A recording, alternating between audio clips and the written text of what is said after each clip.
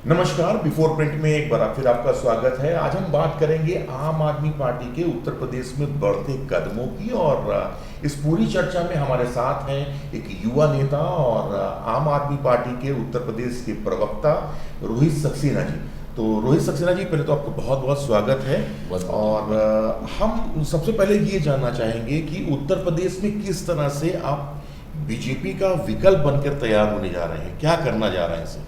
देखिए, जहाँ तक बीजेपी के विकल्प की बात है तो वो हम ऑलरेडी उस स्टेज पे आ चुके हैं और हमने ऐसा पूर्वत करके भी दिखाया है कि बीजेपी जो झूठे वादे करती रही है आज वो जनता के सामने आने लगे हैं। और यदि आप देखें पिछले लगातार 4 चुनाव जो महाराष्ट्र हैं, दिल्ली है, झारखंड है, बंगाल है, इनके झूठ का पर्दाफाश हो चुका है। और भारत में सबसे ज़्यादा बार हराने का इनको अनुभव सिर्फ हमको है और उस अनुभव का हम पूरा फ़ायदा उत्तर प्रदेश में उठाएंगे। क्यों? क्योंकि आप एक बात ध्यान रखिए, जिन लोगों ने अपनों को खोया है, जिनको कोरोना के दौरान अपनों के लिए बेड नहीं मिला, ऑक्सीजन नहीं मिली, इंजेक्शन नहीं मिले, वो कैसे भूल जाएंगे? बताइए। सोशल मीडिया पे एक फ़ोटो वायरल हुई है, आप लोगों ने बहुत अच्छे से देखा होगा कि एक महिला मरते समय अपने पति को बचाने की अंतिम कोशिश करके उसको मुंह से ऑक्सीजन देने का प्रयास कर रही है। एक बच्चा पुलिस वाले के जूतों पर अपना सर रख करके उससे गुहार लगा रहा है कि उसको ऑक्सीजन मुहैया करा दी जाए। इन सारे फ्रंट्स पे सरकार बिल्कुल असफल रही है। अगर आपको याद होगा तो 2020 में जब कोरोना की पहली लहर आई थी तो उत्तर प्रदेश सरकार ने एक सुपर 11 करके विंग बनाई थी, जिसमें ये कहा गया था कि ये सारे पुरोधा मिल करके आने वाले समय में कोरोना से लड़ने की प्लानिंग बनाएंगे। वो सारी प्लानिंग धरी रह गई और जो काल लोगों ने झेला है, आप सोचिए, एक आखिरी हक होता है एक हिंदू का अंतिम संस्कार का। कहा जाता है कि संस्कारों में सबसे आखिरी संस्कार जो होता है अंतिम संस्कार का, वो हक तक इन्होंने उसने छीन लिया। लोगों को, अपने घर वालों को, प्रियजनों को गंगा में बहाना पड़ा, रेत में दफनाना पड़ा। आपको लगता है जनता ये भूलने वाली है? नहीं रोहित जी, मैं तो इसमें ये कहूँगा, दिल्ली की बात खैर अलग है, लेकिन हम उत्तर प्रदेश की भी बात करें तो क्या लगता है आपको कि आप सीधी टक्कर बीजेपी से ले सकते हैं? देखिए, राज्य बहुत मायने नहीं रखता, आपका अनुभव बहुत मायने रखता है। आप जिस भी इंडस्ट्री में होंगे, आप जब काम करने जाएंगे, कोई आपसे ये नहीं पूछेगा आपने इस राज्य में अच्छा काम किया है कि आपने काम अच्छा किया है। और हमने काम के दम पे, केजरीवाल जी के काम के दम पे। ये केजरीवाल मॉडल है क्या? देखिए, केजरीवाल जी का मॉडल बहुत सीधा है। हम सबसे पहली बात तो धर्म और जाति से ऊपर राजनीति करने का प्रयास कर रहे हैं, जिसको हमने दिल्ली में 3 बार सफल बनाया। आप देखिए, पहली बार चुनाव हुए, हमारी मध्यावधि सरकार रही, उसके बाद हमने फिर से चुनाव लड़ा, जिसमें पहली बार में हम 67 सीटें लेके आए 70 में से। वोटों के प्रतिशत की बात करूं तो पहली बार हमें वोट 53.8% मिला, जो कि एक बड़ा चंक है। दोबारा हमने 5 साल सरकार चलाने के बाद इनसे फिर इसी कैबिनेट के साथ लड़ाई करी। इन्होंने शाहीन बाग पालते रहे। हम कहते रहे हम फ्री बिजली देंगे, फ्री शिक्षा देंगे, फ्री चिकित्सा देंगे, मोहल्ला क्लिनिक देंगे, और हमने ये करके दिखाया। दोबारा में हम 62 सीटें लेकर के आए 70 से, और वोट प्रतिशत दोबारा 53.23% रहा।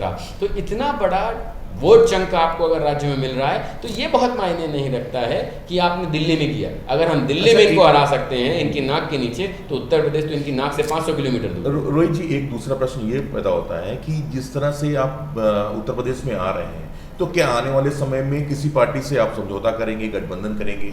क्योंकि राजदेव जो राजभर की पार्टी है, उससे आपको ऐसा लग रहा है, ऐसी बात हो रही है, चर्चा हो रही है कि आप लोग गठबंधन करने जा रहे हैं। देखिए, हमारा जो सदस्यता अभियान है उसकी वजह से बीजेपी इतना बौखला गई है कि ये सारे हथकंडे अभी अपनाएंगे कि कभी किसी से गठबंधन बता देंगे, कभी कुछ कर देंगे। बीच में भी उन्होंने काफ़ी शुर्रेबाजी करी। ये करते रहेंगे, ये इनकी शैली है।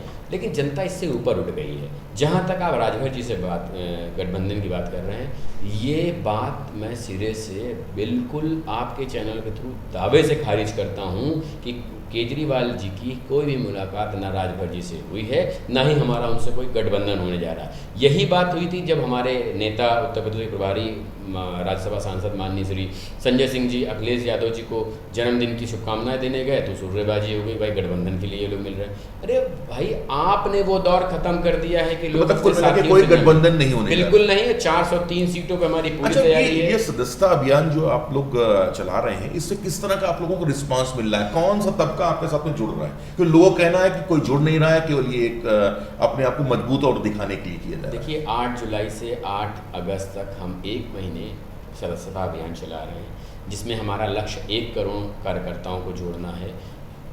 हर विधानसभा से 25,000 का टारगेट है।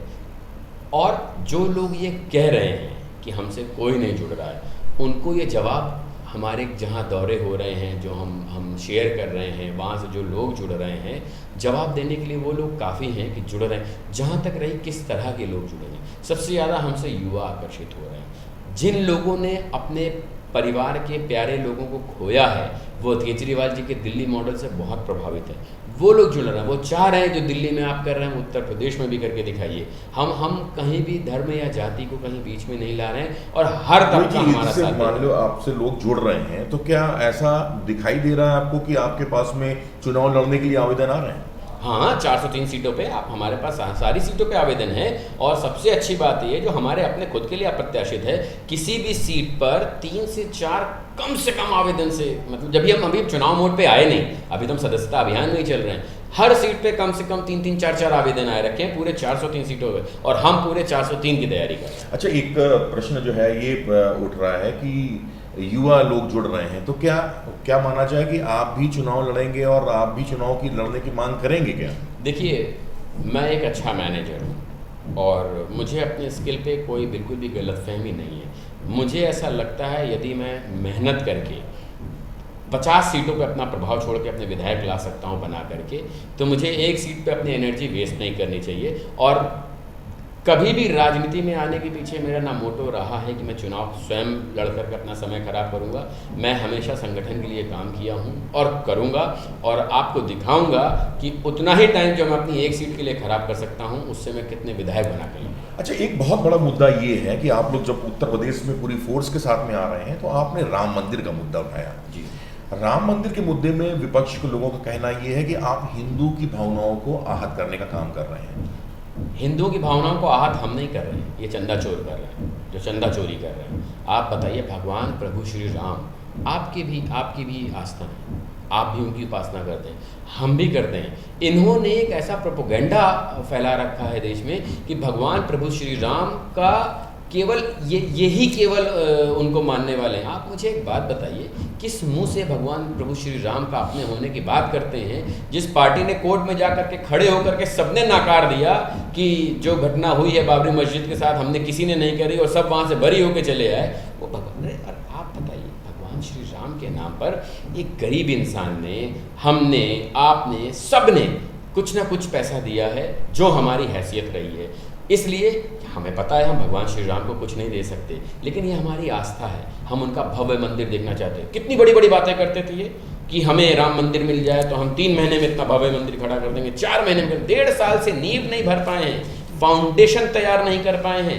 और आप सोचिए, अभी बैठक हुई थी RSS की, जिसमें अखबारों में बड़ा बड़ा छपा है, कहा गया है कि इस मंदिर के फायदे 2024 के इलेक्शन में बीजेपी को मिलने चाहिए। बताइए, ये कहाँ से दर्शाता है कि आपकी भगवान प्रभु श्री राम के प्रति आस्था है? ये तो आप उनको इनकैश कर रहे हैं। देखिए, जैसा आपने पंचायत चुनाव के लिए बात कही, बड़े जोर शोरों से ये डंका पीट रहे हैं कि हमारे इतने अध्यक्ष जीत गए। एक बात बताइए, जब बीजेपी के सदस्य ही नहीं जीते तो उनके अध्यक्ष कैसे जीत जाएंगे? और क्या हुआ है पंचायत चुनाव में, ये किसी से नहीं छुपा है।